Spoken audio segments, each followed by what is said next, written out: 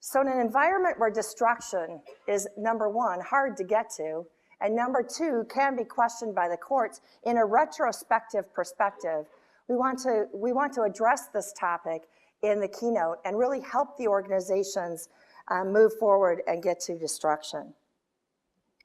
We've laid out 7 steps, and we're going to talk about each of these amongst the panel so that you have some real live experience or discussion related to each of these 7 steps. So you'll see us highlighting each of these 7 steps as we move through the presentation.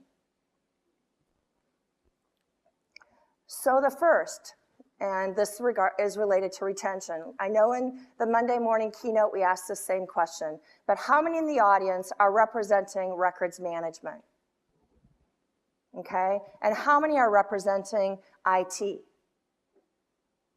And how many represent legal, either because you're outside counsel or internal counsel, anyone in the legal profession? So as you can see based on the panel, or as the panel can see based on the raise of hands, this is primarily records management. So when we look at establishing the retention policy, we know good and well that we're going to establish retention policy based on the business need, right? The whole reason we have information is to make sure that we serve the business so that the business can serve the customers and we can continue to conduct business. In addition, we need to comply with our regulatory obligations. And then third, we have some legal reasons for keeping records. For example, intellectual property.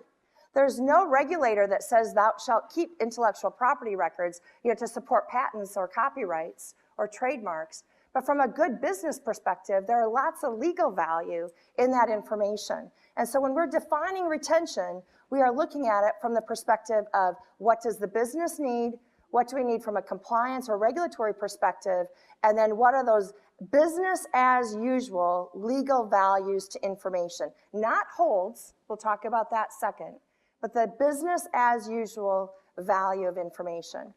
So I guess I'll start first with the perspective in that general statement from the Judicial Center here. What's your reaction from a court perspective on how we establish retention policy? My first reaction, given the way you framed the question, given the way I think it ought to be framed, my first reaction is that's really none of my business. What you want to do is you want to have a records management policy that reflects business needs and optimal business practices.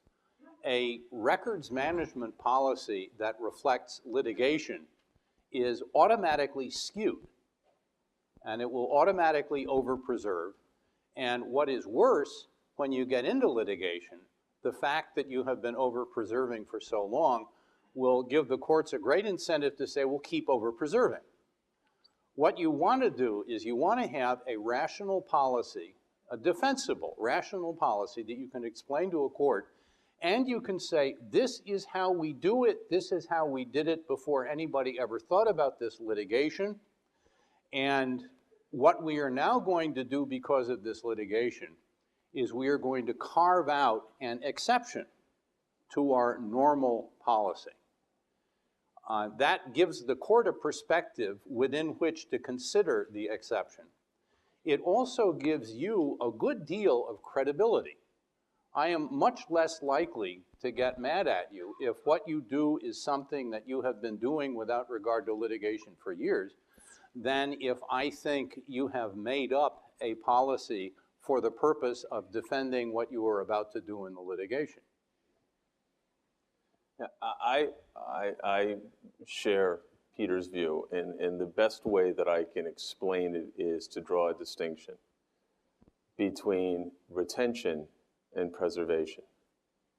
Those are two completely different concepts. The words are often used synonymously, but they are very different.